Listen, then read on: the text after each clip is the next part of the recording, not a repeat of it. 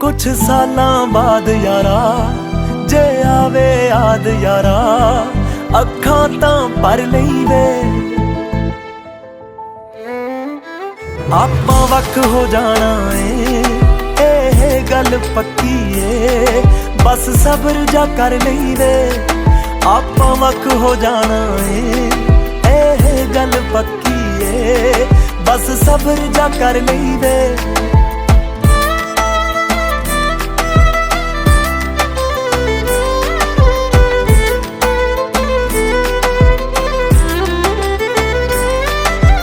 रोज इशारे करदे ने नैन नैना नाल लड़दे ने, बेसमझ समझ के माफ करी।